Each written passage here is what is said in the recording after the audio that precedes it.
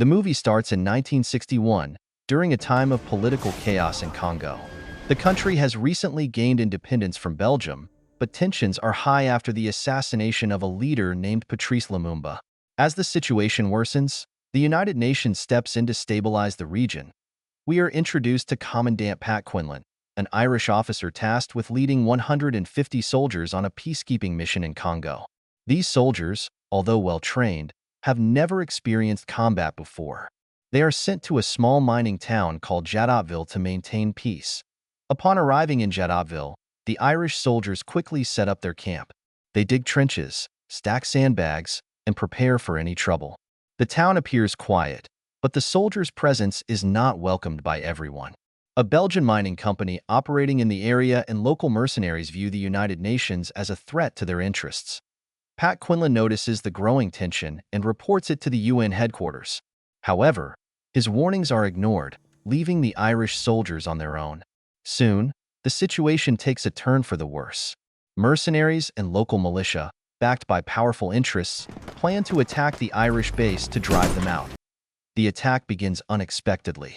The enemy forces surround the Irish camp and launch an assault. The Irish soldiers, despite being heavily outnumbered, fight back fiercely. They use their defensive positions to hold off the attackers. Under Quinlan's leadership, the soldiers remain calm and focused, following his orders precisely. The battle rages on for several days. The Irish soldiers face constant waves of enemy attacks, including gunfire, mortar shells, and even armored vehicles. Supplies like food, water, and ammunition start running low, but the soldiers' determination does not waver. They use clever tactics to destroy enemy tanks and repel the assaults.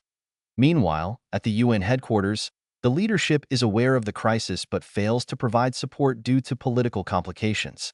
The Irish soldiers are left to fend for themselves, relying solely on their training and courage. As the siege continues, the Irish soldiers' resilience surprises the enemy. Despite their limited resources, they inflict significant damage on the attacking forces. However, the situation becomes dire. With no reinforcements and supplies completely depleted, Pat Quinlan is forced to make a tough decision. To save his men, he agrees to surrender. The Irish soldiers are taken as prisoners but are treated fairly by their captors. They return to Ireland after the siege, but instead of being celebrated as heroes, they face criticism.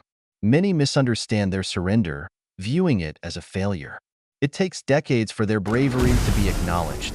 The movie concludes with a note about the real events. In 2005, the Irish government officially recognized the courage and sacrifice of the soldiers who fought at Jadotville. Pat Quinlan and his men are now remembered as heroes who stood firm against overwhelming odds. And that's the story of the Siege of Jadotville.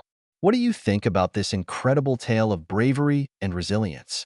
Let us know in the comments below. Don't forget to like and subscribe for more movie recaps. Thanks for watching, and we'll see you in the next video.